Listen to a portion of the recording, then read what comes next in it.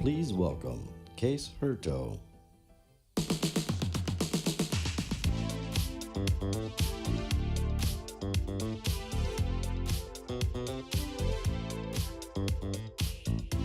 Good afternoon. Music. Good afternoon. Welcome. Welcome to the Business Application Platform General Session. The pace of business is accelerating. Organizations need to be dynamic to survive. However, we know every business is unique. You can fulfill your requirements with standard out-of-the-box SaaS applications. But these applications have often been designed to meet very specific purposes. The other option, of course, is to develop custom software, pro-dev custom software. But they're only for a handful of applications, and they have their own challenges.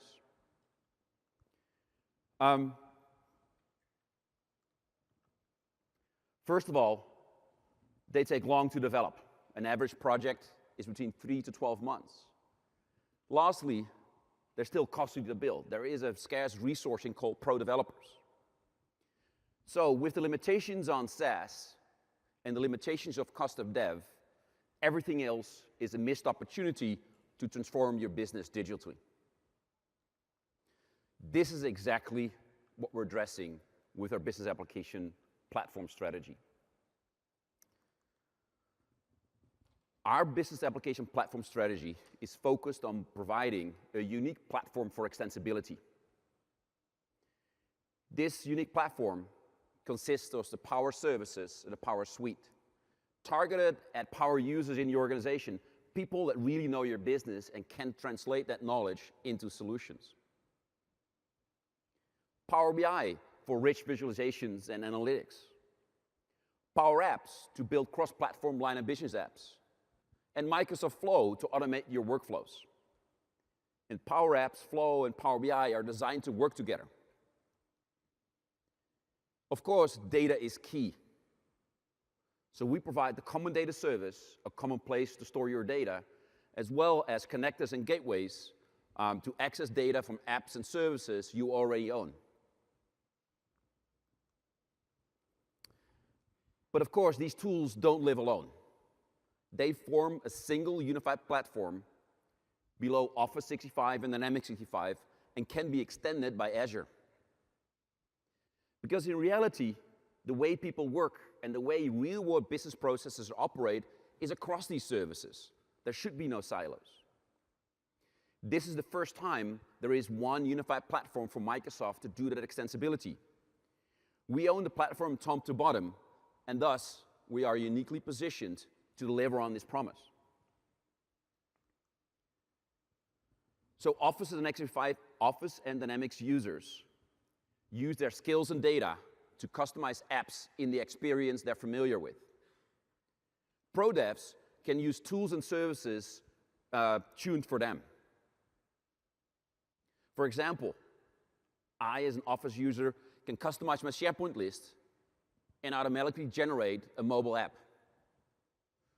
Or if I operate in a document library, I can set a notification that notifies me as soon as a document is updated.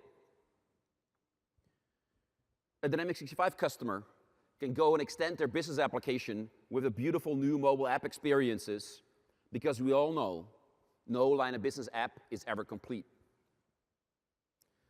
And lastly, pro devs can build building blocks that infuse pro power in PowerApps and Flow and Power BI, utilizing their skills, the pro development skills, and making the power user even more effective.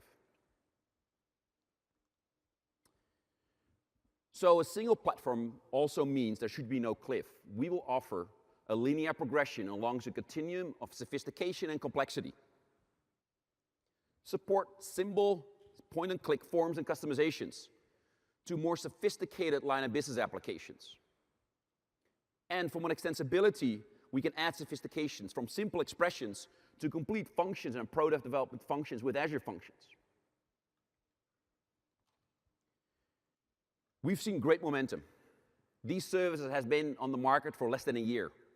Already now, these services, PowerApps and Flow, are used by more than 1 million monthly active users on a day-to-day basis. And there's about 213,000 organizations that runs these services to operate their business. We've seen customers all across the world to address different kind of business problems. From simple spreadsheets and timesheets or survey applications, to advanced applications to manage the car bidding processes in car auctions. An example here, NASCAR. NASCAR's event management. NASCAR operates about 1,500 events on an annual basis. They have personnel and contractors move around all these events, and they need to keep track of event logistics, which used to be spreadsheets and emails. Now NASCAR provides to those people that travel around the NASCAR tracks, they provide one app that provides all the logistics support information right at the fingertips on their mobile phone. And take the National Trust in the UK, operating more than 500 historic sites in the UK. An organization with more than 25,000 employees and 65,000 volunteers that inspect these sites on a regular basis. They need to keep track of the status and the quality of these sites. This used to be pens and papers and operated and consolidated in Excel sheets. In a few weeks, our partner Ebex built a solution on PowerApps and Power BI that has greatly increased the visibility and accuracy of this process, making critical maintenance work on these beautiful historical sites much more effective. And G&J Pepsi. If you saw him in James's keynote, G&J Pepsi is a bottler, a family-owned bottler here in the US with more than 1,600 employees. However, they have an IT organization of 8 people with no pro dev. They've built this beautiful merchandising app for their merchandisers to make sure they provide a differentiating customer service right there in the store. It provides all the information they need to optimize the customer service and tracks customer feedback that get fed directly back into the headquarters to the owners, the account owners. And not only customers are realizing the value of this platform. In June, we got awarded the PC Magazine Editor Awards in a hands-on comparison by low-code and mobile development platforms. PowerApps received this award, beating out Google and Salesforce. And we outperformed the competition in usability and connection to data. But now let's take a look on what we're doing for our Office customers. So let me ask on stage Frank Weigel.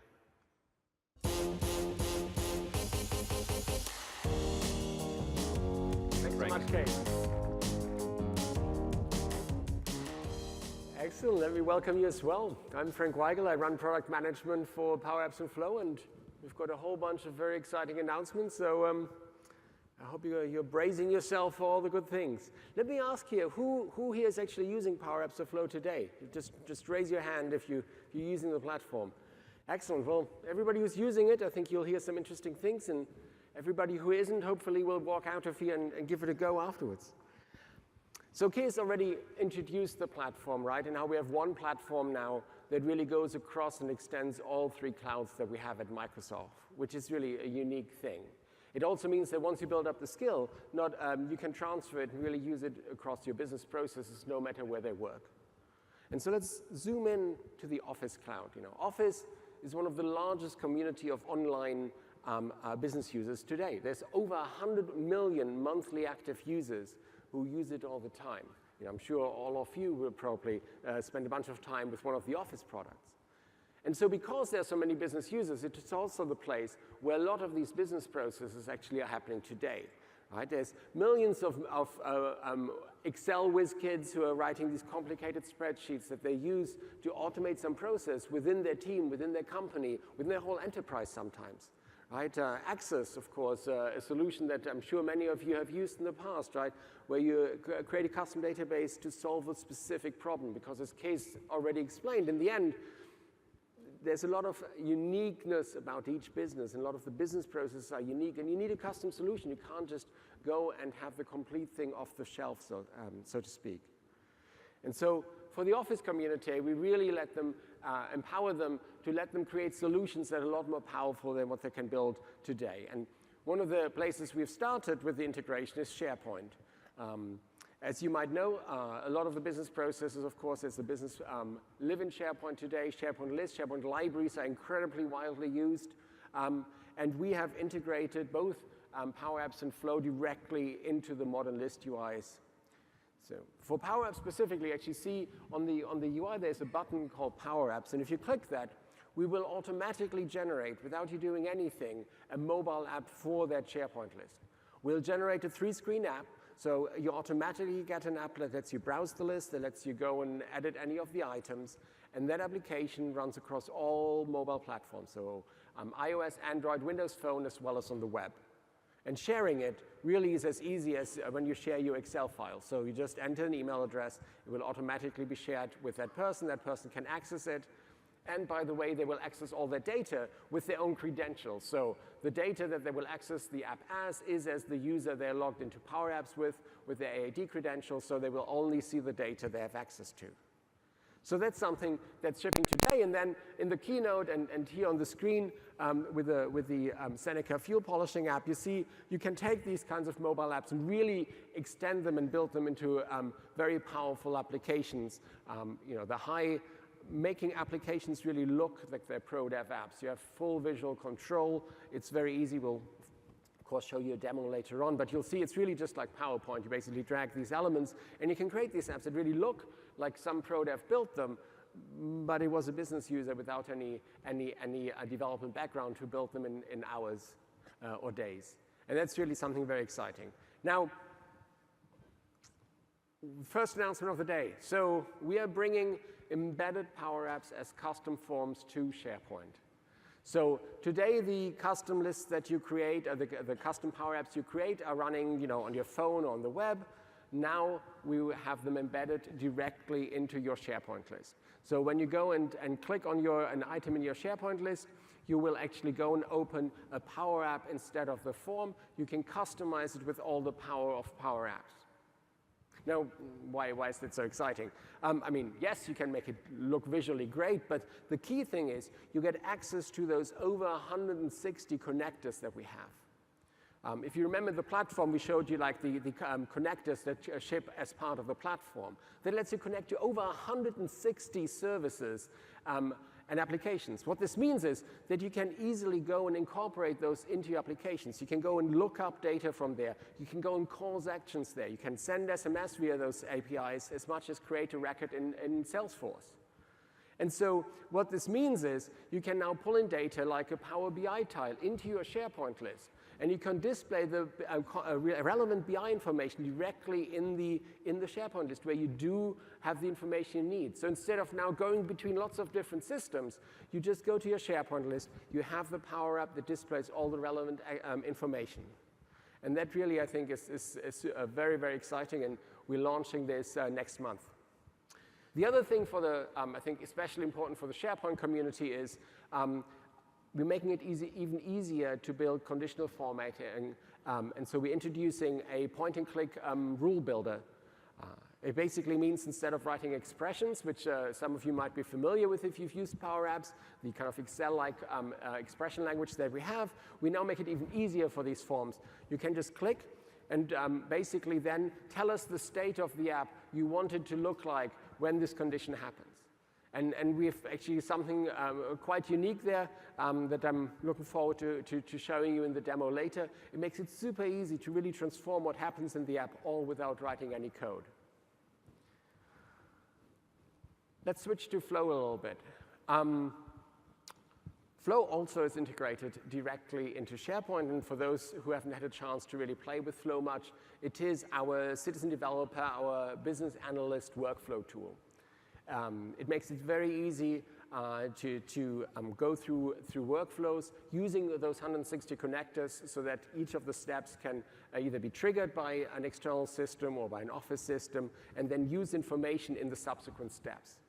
So out the box, we're shipping over 100 connectors, 100 templates, pardon me, that come and offer a lot of the very common tasks. And they show up right there on your SharePoint list. So you You directly see these templates. They are wired up to the SharePoint list, so they will work, for example, if a new item gets added, to send an email to someone, to ask for approval.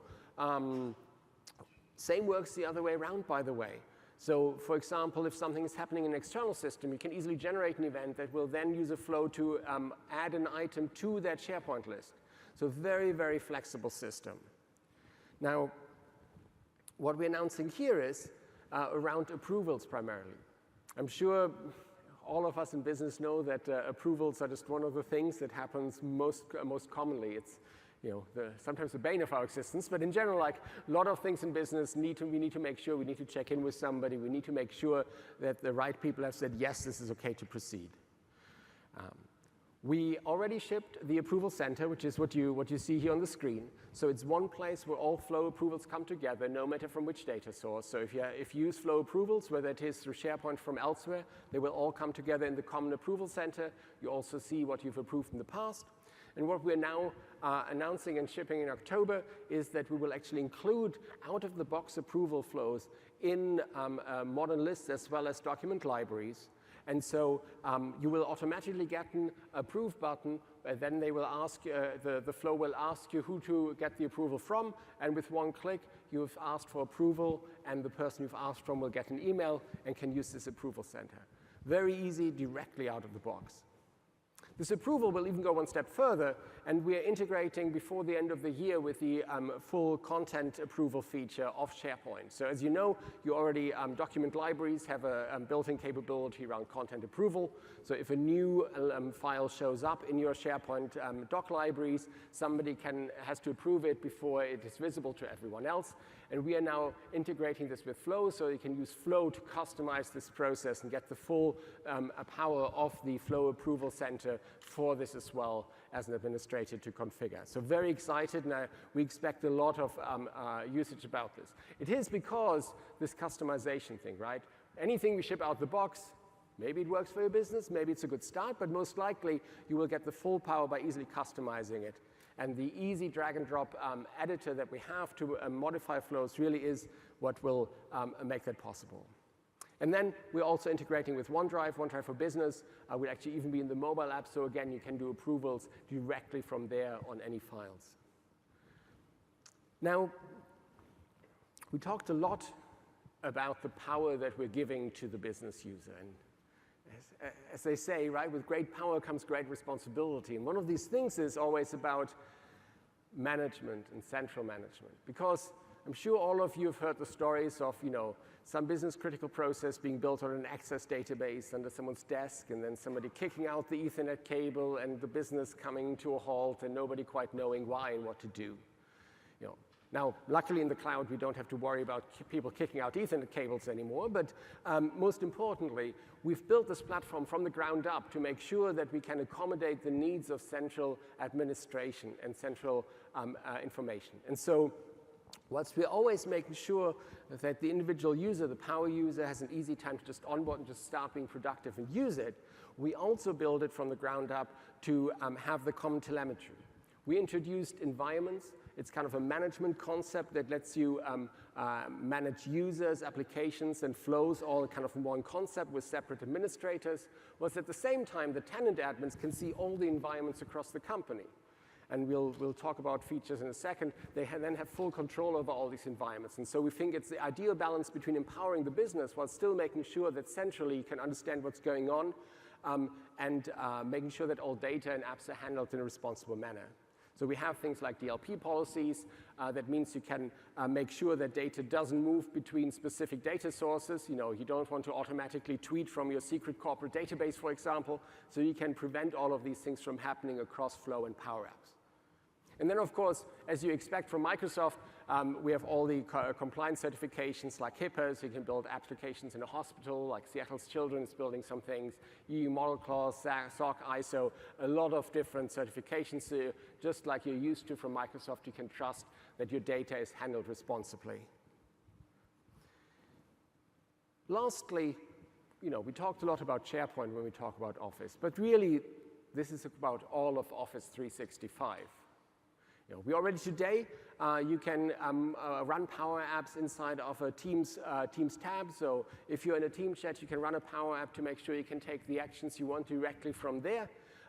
You can embed PowerApps into Power BI dashboards. That's a great way to translate kind of insights into action, we always say. Basically, as you're looking at your BI analytics, often you figure out that you now should do something based on the information. And you now can do that directly with the embedded PowerApp. This PowerApp can connect to any of the 160 data sources, and this way you can really go and make sure that you take the action needed, whether it's causing an alert, whether it's texting someone, or whether it's ordering something, or updating stock levels. You can do all of this, and on that side, actually, before the end of the year, we will ship an extension so that the PowerApp can be aware of context you select in the dashboard. So if you select a slicer, you select an item in the Power BI dashboard, that information will be available to the PowerApp so that it can actually go and respond to that. So even more flexibility coming. And then, of course, a lot of the other Office properties we integrate through connectors. So you can get the data, of course, from Outlook. You can interact with calendars, all these things. And more direct integrations into other Office products will be coming as well. Let's switch away from the information worker. And we talked about kind of the no cliffs thing. So let's talk about where the pro devs and the admins are, which is Azure, right? So our Office community is huge, but our developer and IT community is, of course, equally incredibly important. Over 90% of Fortune 500 companies are using the Microsoft Cloud. And so in addition to the Power tier that you see here, we actually have a Pro tier that's kind of aligned with the Power tier. And so for each of these Power services, there really is an equivalent Pro service that integrates with it. So for Power BI, there's Pro BI, and for PowerApps, there's App Services, and for Microsoft Flow, there's Logic Apps. And so we kind of have this tier of services on Azure to really augment what the Power users can do. And specifically, it's a lot about being able to provide these building blocks that your citizen developers can include into their solution to make sure they can do the things for which the platform itself might not be the best choice, right? So the example, scheduling, route finding, things like this, you wouldn't want to try and write in Excel expressions in a Power App. It just doesn't really make sense, right? So you would write that as Pro code, often in Azure Functions. Azure Functions Serverless Compute, it's actually really great pairing with Power Apps. You can write it in any of your favorite programming language and then provide this as a building block. And with Azure Functions, because it is serverless, it basically will simply scale to the usage you need. You only pay by the consumption of it. And so if 10 people are using the apps, you just have a few calls. Whilst at the same time, if suddenly your whole company of 1,000 starts using this application, the functions will simply scale and give you the capacity you need. So you don't need to worry about provisioning or scaling VMs or dealing with any of that. So it's a great match with Power Apps, and we see a lot of people using that together. Now, all of these systems, whether it's the Pro code you wrote or whether it's maybe a legacy system you already have, connecting them to Power Apps and Flow really is happening through what we call custom connectors. So custom connectors can easily be created. You actually see the diagram here. It's just importing a Swagger file. So anything with a REST interface you can integrate. You just describe the REST API, and it will show up as a custom connector. This also means that this way, any existing system you have, you can easily integrate and provide flow triggers or flow actions that you can use. So you can really integrate it across the stack seamlessly. We're also now announcing that we're extending the support for custom connectors to on-premises. So we already have our gateway that works for SharePoint and SQL, for example, and we're adding the custom connector support to it.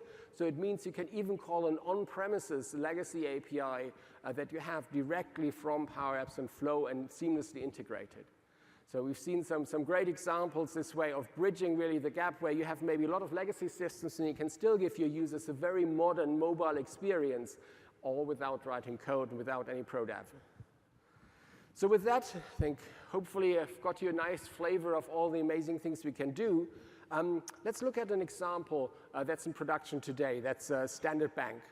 So Standard Bank, one of the largest banks in Africa, operating over 20 countries, primarily sub-Saharan Africa.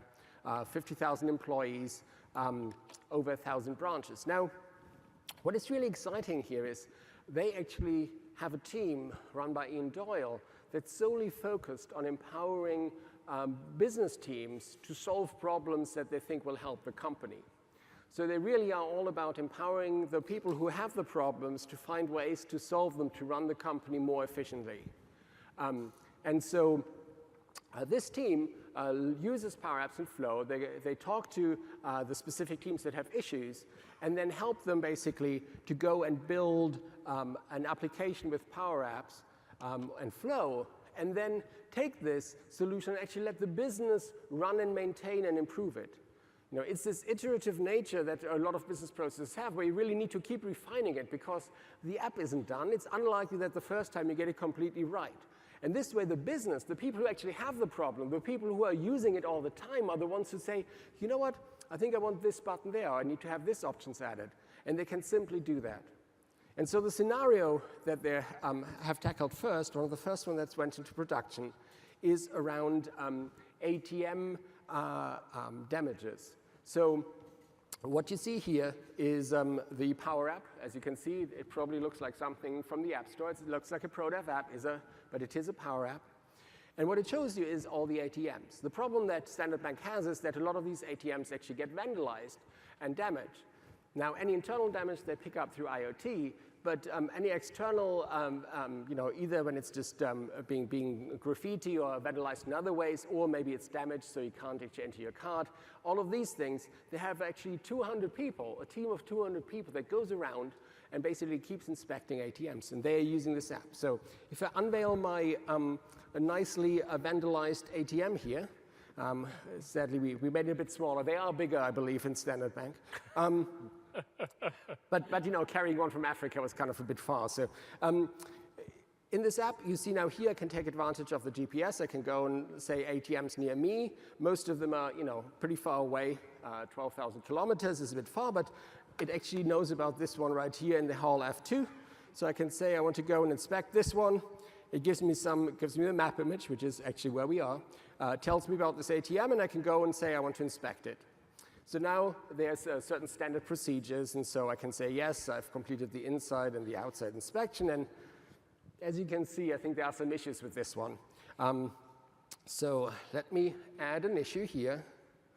And you see, with the camera, integrated camera here from the phone, I can now go and actually take some pictures. So I probably, would show just how the damage is here. I can go and take some close-ups of the graffiti. Basically, just tap on the images. Okay, and then I kind of keep taking a few different pictures. Okay, I think I just will stop now. Then I would, it's already vandalism. You can see I have a whole bunch of different reasons, but I think this is vandalism, and I probably complain that there's graffiti on here, and then I just add the issue. Now, this is what the 200 inspectors do with the applications to kind of add these. This used to be a paper process. There used to be weeks turnaround time because somebody would basically write this down on a paper sheet. It would need to go back. Then people needed to figure out what type of issue was this, which vendor needed to go and address this. Now, by using this application, they've actually got it down to a matter of days from previously weeks in the manual process. And that's an impressive result. So now this data from the mobile app, from the Power App here actually ends up in SharePoint. So they're writing it to a SharePoint list, and this is now where we'll have Ryan Cunningham show you a little bit more about what a company can do using all of these features that we previously talked about, like the embedded SharePoint form. So Ryan, take it away. Thank you, Frank. So as you can see, ATMs are getting vandalized all over the place, and people are inspecting them, and it's great that we've optimized that business process with PowerApps, and now data is streaming in. And this is what it looks like when it streams in. It's populating a SharePoint list. Of course, the business process is not done when we capture the information. The important part of the process is understanding, what do we do with this information? How do we make an intelligent choice in context here on this list? And that's where a lot of the things that Frank has been talking about this afternoon, in fact, particularly a lot of the new things that we're excited about announcing, really start to come to play to help us make smart decisions where we're working in context. You'll notice, like he pointed out, PowerApps and Flow are right here in context of the SharePoint list, right at the top there. And so I can start to very quickly create and automate right in the context of the list. In fact, I've got great targeted Flow templates for things I might want to approve or put on this list or quickly automate based on the context of where I'm working right now. And in fact, I've actually started doing just that. I've started working on a list like this, on an automation. I've started building out, hey, when I select an item on the list and I go press a button, let's go kick off an approval process to go do something with this ATM. In fact, I can even pass parameters, and this is new and exciting, into SharePoint so that somebody kicking off that flow from the SharePoint context knows how to pass what type of issue and what type of action we want to take on the item. Do we want to just clean it up? Do we want to go do something with the keypad? Do we want to go relocate the whole ATM? And based on what that is, I can actually start to follow that through the approval process. Some of those things may need approval. And if they're approved, then we can go generate rich items and pass them on. In fact, we can add, as Frank mentioned, all of those same connectors and all of the actions that hang off of them right in context here. So, 160 plus connectors out of the box today equates to hundreds and hundreds of triggers and actions that we can really quickly take advantage of to really fold this into our business process. And in fact, some of those are even custom. And the fact that we can run custom connections even now, and this is new to APIs that are running on-prem, mean that all the way down this flow, if we decide we need to take an action that then goes and creates a purchase order in an on-prem system, we can add that item here as well. In fact, in this case, we're just going to pass it the ID of the SharePoint list, and that API is going to do the rest to go get a PO set up in our backend system. Now, all that to an end user is really easily transparent, right? I select a list item. I say, hey, let's go request a work order for this, and Flow is going to pop up right in context here now. Give me those options that I set up. What type of thing do we want to do here? We're going to relocate the ATM because really this has gone too far. This has got to stop. And can you please make the ATM bigger? I don't know how the vandals shrunk it. So just like that, that's going to go fire off. The flow is going to run. It's going to generate an approval process. And pretty shortly here, the approver will get a mail in their mailbox that looks a lot like this, that has richly formatted already with no other decisions having to be made, this request with a link back to the item and even great buttons here that allow me to approve or reject it right in context and fill it out. So all that is powerful, and now we're automating the process of our list, but it still doesn't answer a really critical question, which is how do we know what type of action to recommend on this ATM? Because in any one SharePoint list item, by definition, we're really just looking at that one entry in the list, and this is sort of the standard form that comes out of SharePoint attached to this list. And it gives us information that the inspector captured through the mobile app, but it doesn't really give us any context about that list item itself. But now with the ability for PowerApps to customize those forms in context of SharePoint, you can see again this customize button right at the top of all of those forms.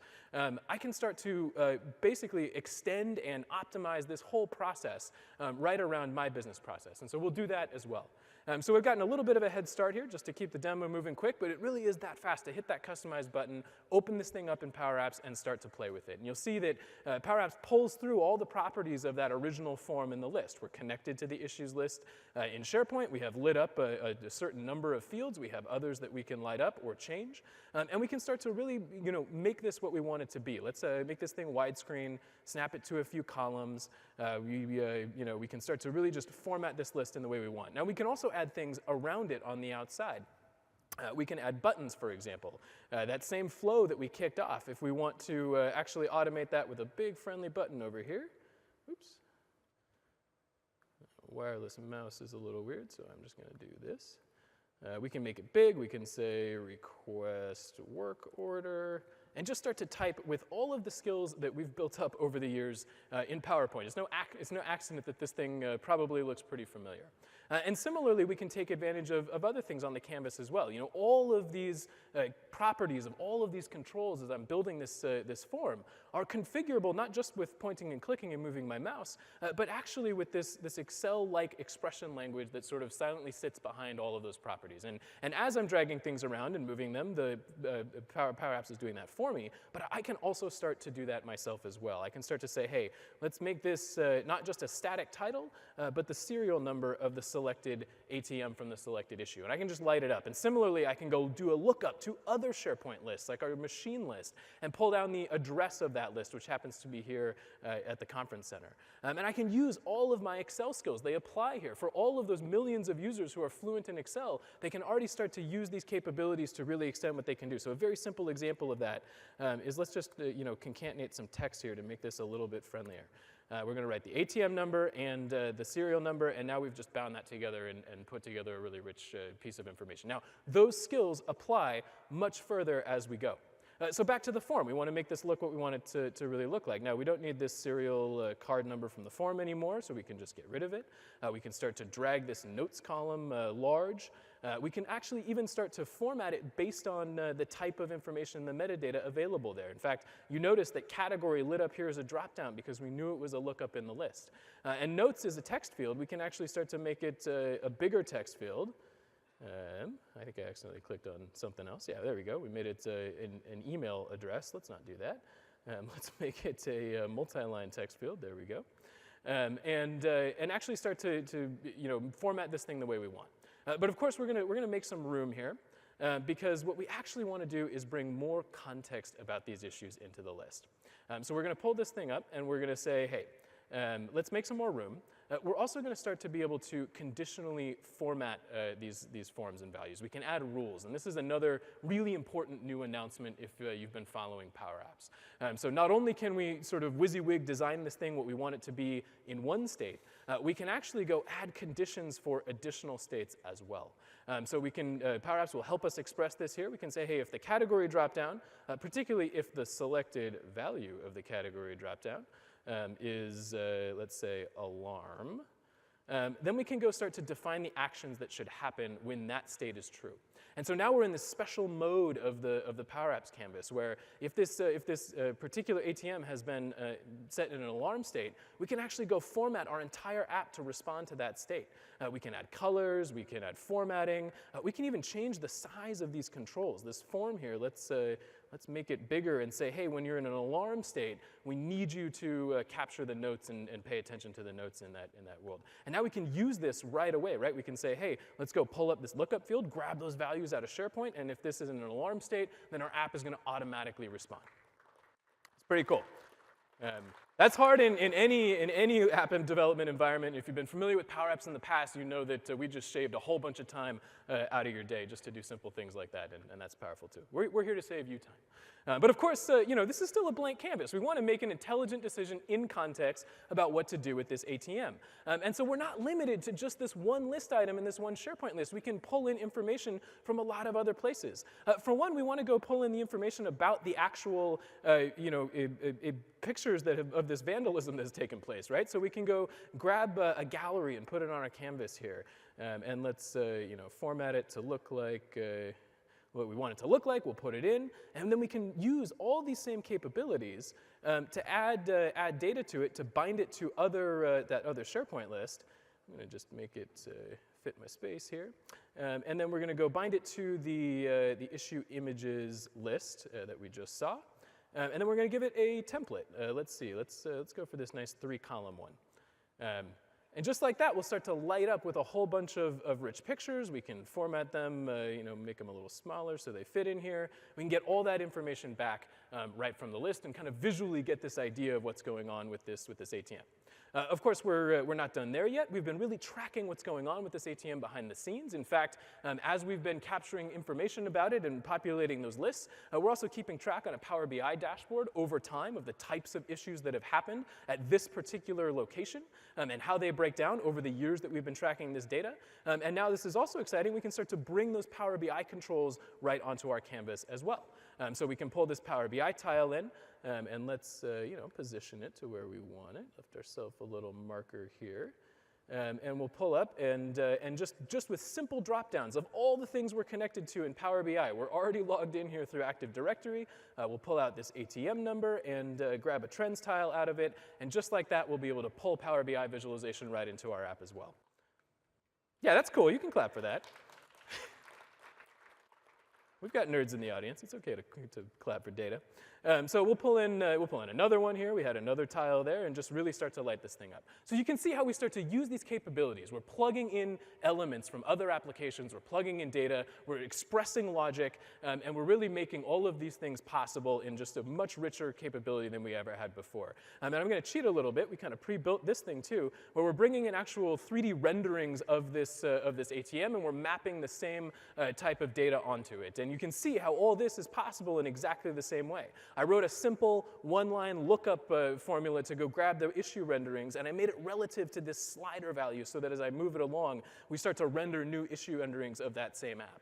And all these things I can now very quickly publish back into my SharePoint list, right? I can come back here and after just a few minutes of work start to light up this application that is rendering in 3 dimensions exactly where different issues have hit this ATM over time. Is giving me historical trends on what type of problems have happened here, and is giving me all the images and context that I need to make a decision, right? And what just moments ago was this very simple, bland, vanilla list of one list item has now been transformed really quickly without a single line of code into a rich analytical experience that allows me to make a decision. And so now I know that we need a work order, right? We know we need a work order. We know we need to move that ATM to another location. And I can proceed with this business process. I can kick off those same flows and really move my business forward. So that's PowerApps in SharePoint. We're excited to see what you can do with it. Thanks.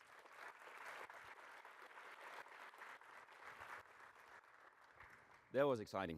Thank you, Ryan. So in addition to Office, where you saw we provide all the great value to our Office customers, of course, we have Dynamics 365, which we introduced last year. And over the last quarter, we added about 1 million active users on Dynamics 365, which we, again, just introduced last year. Also, all the power you just saw from Ryan is available for our Dynamics 365 customers.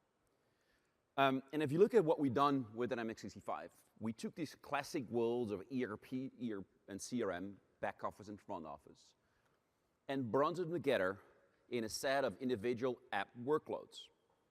No more back office, front office. We believe that you want to track opportunities and you want to make sure if you fulfill those opportunities, you understand how it impacts your cash flow. But all the power you just saw, of course, is important because we know no line of business application is ever complete. So if you look at how our Dynamics customers are using PowerApps and Microsoft Flow, first of all, enable users beyond the central IT admin to build rich, visual, and role-based applications. Secondly, build applications that cross data sources, not just tied to the confounds of your ERP or CRM system, but crossing across multiple data sources in the organization and build these rich, beautiful applications.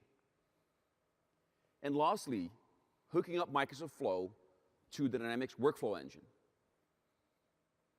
Construct workflows that run across these application services with more than 160 different connectors which you can use to construct these workflows. So let's take a look at one of our customers, the Metro Bank in the UK, and how they're using PowerApps inside a Metro Bank. Let's roll the video. We're the first bank to open on the high street in the UK in over 150 years. Quite recently, we just opened our 1 millionth account, so we're growing pretty quickly. We use a lot of Microsoft technologies within Metro Bank. Part of the reason for that is because they connect really well together. Our first product that we used was Dynamics CRM. We've built probably in excess of 100 business processes in there. It's where we hold our single customer view. And then we started to use Power BI to actually then build out business intelligence around what is it that our customers do. And then most recently, we started to use PowerApps. The ability to build an app within the space of a few days or a few weeks is just fantastic. And actually get it deployed out into our business is something that we've not seen before. The benefit we have by using both CRM and PowerApps together is that actually the data that we collect through the app gets stored back into CRM seamlessly. When we search for a customer in PowerApps, actually it brings back the photo that we store in Dynamics straight away, so you know it's that customer that you're talking to. We're a new business, we're a startup, and we need all the help we can get, and actually without Microsoft we wouldn't be anywhere near where we wanted to be today. from a technology standpoint without their help. So it's been a great experience. Now let's take a look to the greeter app that Bruce is referring to in the video. Frank? Thanks, Kees. So what we've got here is the app that Metrobank is using. Bruce talked a lot about how they are taking customer service extremely serious and how PowerApps really helps them to build on top of their Dynamics data. So this is running with data in their Dynamics CRM system, the GS06. And it's a PowerApp. So here the scenario is I would be the greeter. I would have this on my tablet, and then a nice customer like Kees would walk in, and I would want to make sure that this is well taken care of. So in this PowerApp, I can see right now my bankers who are available. I see I've got 3 bankers. I see a little bit about their specialization, and I see there's already 1 customer who's waiting. So now I have Kees coming in.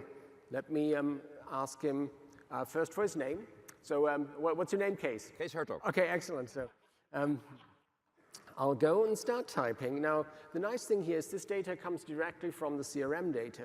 And as Bruce mentioned, they literally actually have images like pictures, mugshots of all the people. And so it means that I now, as a type Kees, I can actually go and make sure, yes, this is indeed Kees. So now, what would we like to do today? Well, it's my birthday today, so I think I really need a safety deposit box for all the gifts. Excellent. By the way, it really is Kees' birthday, so...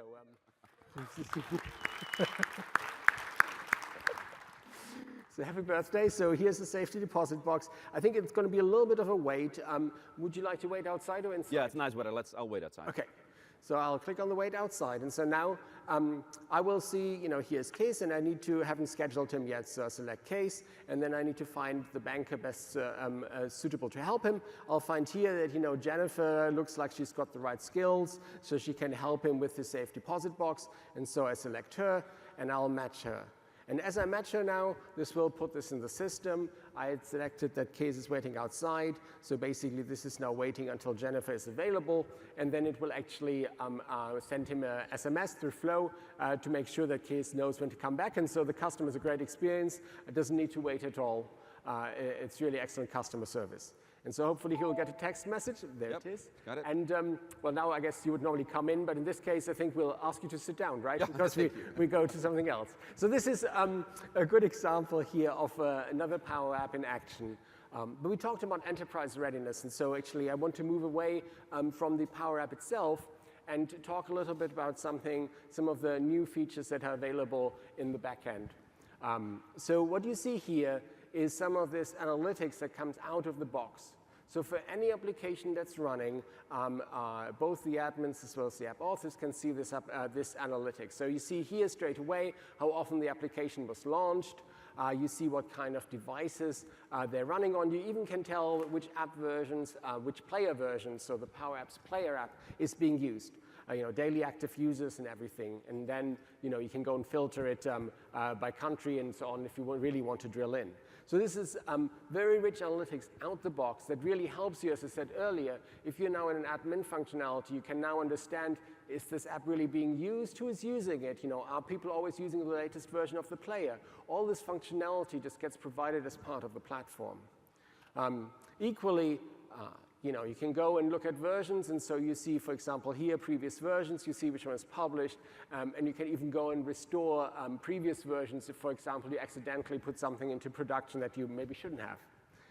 And lastly, we talked about sharing, and sharing really is as simple as it is for an Office document. Let me just remove these so I can just go and re-add them. In here, it's just like I'm used to from Office. I can enter individuals' email addresses, or I can add a security group. So here, let's say we are opening a new branch in Saffron Hill. I can just go and share the app with the Saffron Hill greeters, and they will now have it available. I just have up here send the email invite, so I can simply go and save, and this will now send the email. Before we look at the email, let me just quickly switch to the Admin Center. So in the Admin Center, you can go and manage your environments as well as your data policies, which is where we are now. So this is actually now a data policy for an environment. And in here, as I talked about earlier, you can actually go and mark the different data sources as business criticality, and we make sure that you cannot have a flow or a Power App that combines ones of different criticality, so that you really make sure that your data will stay safe and secure within their groups. And so very powerful policy that we had a great response to. And now let's switch to one of the Saffron Hills Greeter. And so here we see that the application was shared, and now they will actually see it in the Home Dynamics as well. But in the easiest case, they can just go and run the application. Here you see it running in the web browser. If I click through, you'll see the app that you're already familiar with. So just a quick kind of overview into what we have for the more admin capabilities. And as you see, it has a rich set there as well. So we talked a lot about all the amazing things that people are doing today and the great business transformations that people are achieving on the platform right now with what we're shipping. I mean, I like to think it's pretty amazing, but I don't think it's far enough at all yet. I think we have a lot of new things that we want to add to really increase the richness, because this trend of empowering the people who actually have the problem to go and solve the problem, we think is the only way how really you can get the breadth in this digital transformation that you need. You know, the days of saying, well, each custom problem needs their own ProDev app and it takes months and months and very high expense just isn't feasible anymore. Equally, I think the users of applications, right, everybody has their cell phone and goes to the App Store. I think users also, your employees, your users expect that these apps have a certain polish, that they can use them easily, and that it is specific to what they want to do, right? The businesses lose out if you do suboptimal processes. If you have everything just based on email and Excel, it's just not the most efficient way, and errors get made, time gets lost, just like you heard with Standard Bank.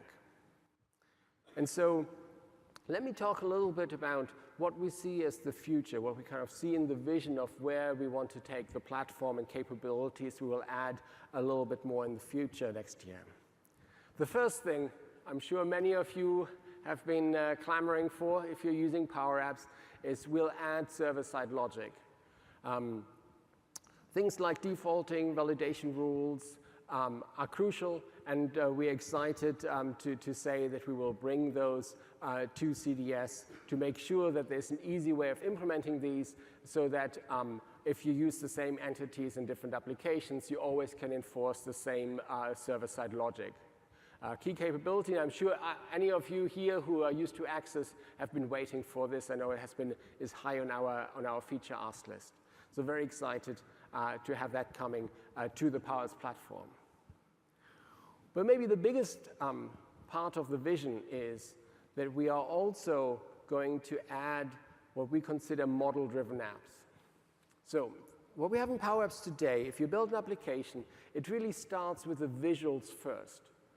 You go and you build a screen. Ryan demonstrated this really nicely. It's really in PowerApps, you build an application screen by screen. You have complete control over the experience, every button placement, all the colors. It lets you build these incredibly rich visual apps that you saw from Metro Bank or Standard Bank, for example. It's very powerful, but at the same time, for some kinds of experiences, for some kind of applications, you're really looking for a different way, because some business problems don't revolve so much around like the user experience, but they revolve more around the interplay of a lot of complex business processes and their entities and their forms. And so we are going to join this capability that we have in Dynamics with XRM into the PowerApps platform and make model-driven apps a part of PowerApps. And so this way, you really have both capabilities. You can now build apps kind of top-down, focused on the visuals with the Canvas app approach that we have today, as well as bottom-up, focusing on the model-driven and the business processes. And together, I think we'll have a very unique platform that really encompasses the full spectrum of incredible richness of applications you can build, and you decide what you want for your type of business problem. You can build both, all with the same platform. No excitement? I thought it was pretty exciting. Thank you. And we'll actually have a demo because it is coming from Dynamics. We actually can do a bit of a vision demo and show you kind of like the direction we're heading with that.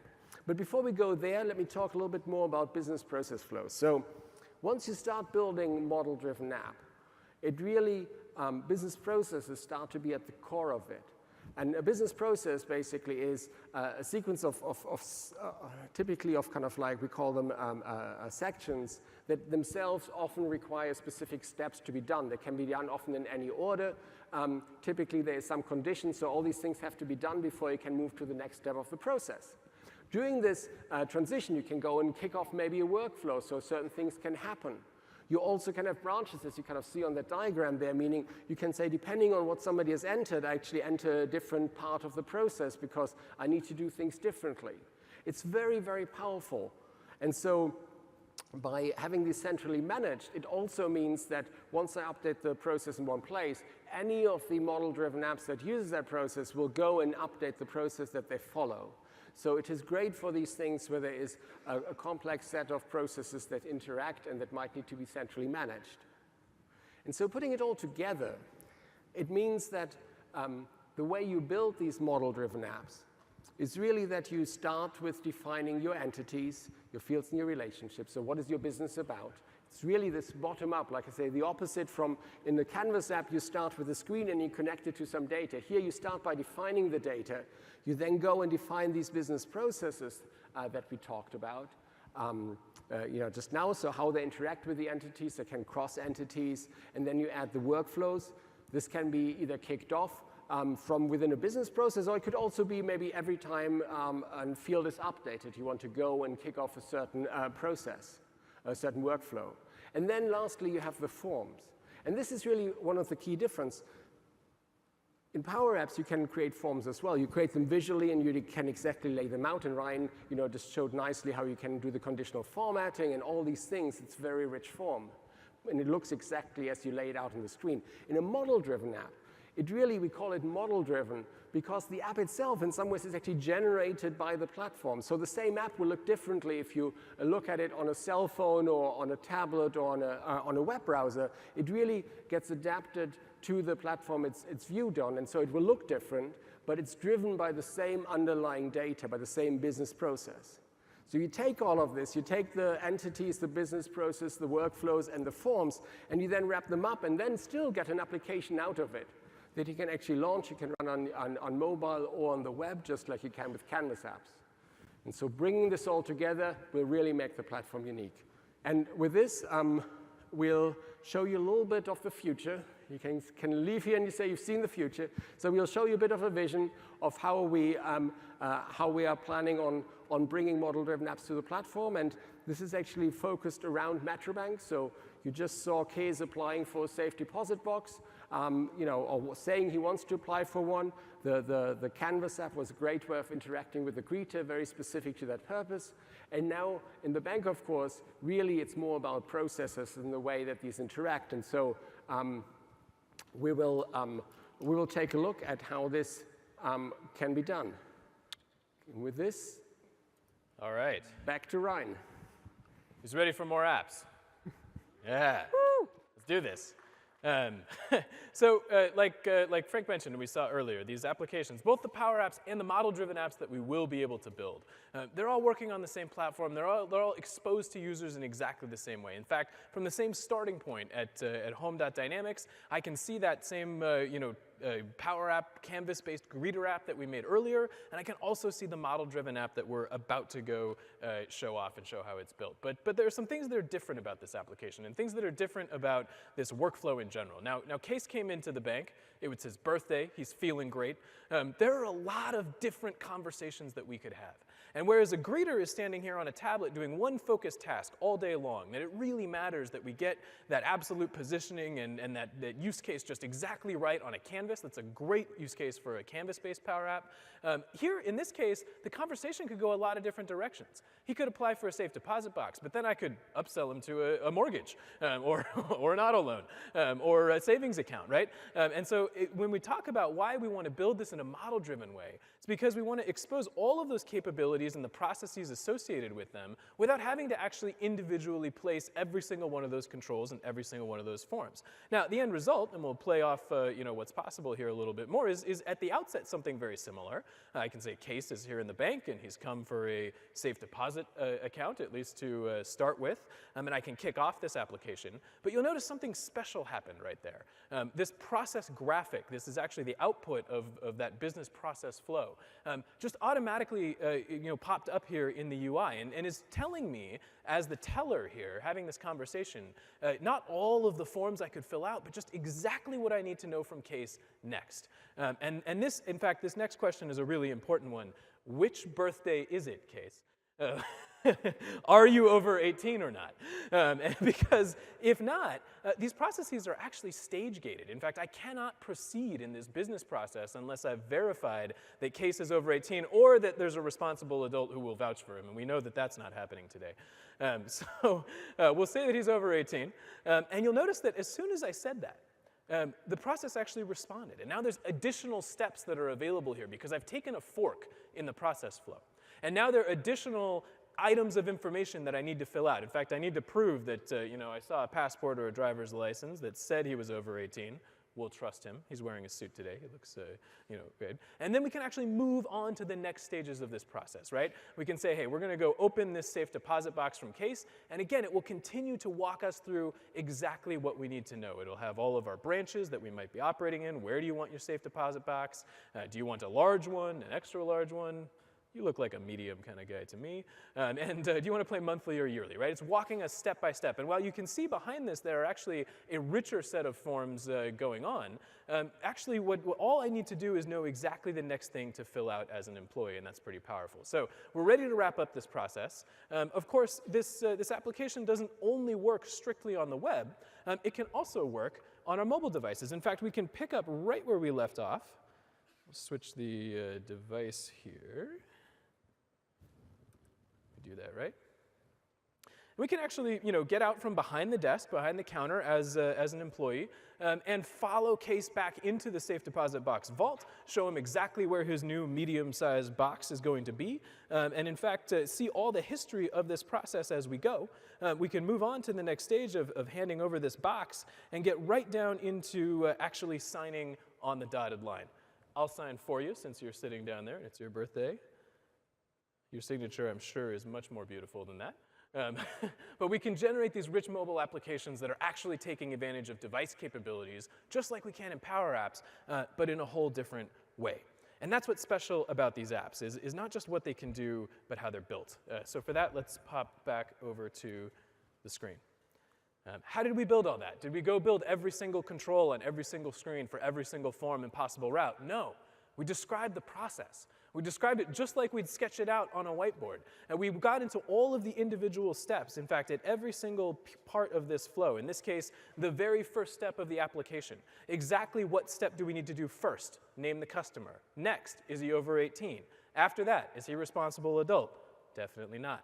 And we can move these steps of the process back and forth by dragging and dropping them. We can bring the application type up, and we can very quickly describe exactly how this process is going to work. And of course, logic is really important here. We can express conditions, particularly if the applicant is over 18. What should we do? What field should we move on to for the second rule if the applicant is not over 18? So we can very quickly start to zoom in on that just so you can see it, and start to express those rules on the server side as well, where they'll be enforced right in the context of describing this flow. And so all the way through, as we take all those steps you just saw, we can just visually move between them and scroll around them. We see if this isn't a safe deposit box, maybe it's a current account application. We can add additional steps here as well. In fact, all of these components, even just like steps and stages and conditions, we can visually drag onto this canvas and start filling them out as well. So very, very quick ability to start describing what we want to have happen. And the great benefit here is that then all of the user experience is generated for us. Now we get some level of customization. In fact, this is the entity form editor editor that comes with that platform. And you'll notice that this is an even more sophisticated form than what we saw moments ago in PowerApps. There are sections here that can expand and collapse. There are rich properties about those tabs as I collapse them. I can add new fields into the experience, let's say exchange rate, and let's anchor it right after this particular payment detail field. And I can light these up, and as I go, that same type of form gets respected across all of the different steps of the application. And then finally, as I've assembled my processes, I've modeled my entities, I've designed my forms, now the last step is assembling those all into a module. I say, hey, this is the process that I want to govern the flow, and these are the entities I want to be available and navigable through the experience and the associated forms and views of those entities. And that's where, at the end of the day, the application is just created. So it opens up a whole new set of capabilities. It doesn't replace the canvas-based capabilities of PowerApps. When I'm inspecting an ATM or I'm greeting somebody at the front of a bank, I want to really intimately craft that experience in absolute pixels. But when I'm designing a more intricate system of multivariate flows, this becomes a very powerful weapon in my arsenal to be able to build those applications really rapidly. And like Frank mentioned, people are already doing this in our Dynamics 365 offering today. What's exciting for the future of PowerApps is the ability to bring some of those capabilities in, be able to build both side by side and intermingle them together. So we think that's pretty cool. We hope you will find it cool as well. Thanks. Thanks so much, Ryan. Yeah, isn't it pretty awesome to be able to show the future? So this is coming next year to PowerApps, and as Ryan said, it's going to be a great additional capability. I think having that breadth will be just incredible possibilities. So I hope you're excited. We showed you a lot of new things, some coming as soon as 2 weeks in October, some coming before the end of year, and finally some other things coming next year. If you haven't used PowerApps yet, you all have a license included in your Office, well, assuming you have an Office 365 or a Dynamics 365 subscription. It's included in all the enterprise SKUs, the SMB SKUs, so basically pretty much any SKU you're likely to use for those things. We have it included in those, so just go to powerapps.com or flow.microsoft.com. You can sign in with your existing license and go and start doing some of these things that we just showed you. You saw how easy it is. And it's really an easy way to start having solutions that you can use. Now, there's a lot more detail, of course, than what we just talked about. So here you see the sessions that are talking about PowerApps and Flow and the Common Data Service. So go and check out those breakout sessions to go into a lot more detail. With this, let me have Ryan and Kees back on stage. If there is any questions, we've got some microphones. I guess we answered them all. In that case, thanks so much for coming, and enjoy the rest of Ignite. Cheers. Happy birthday. Yes.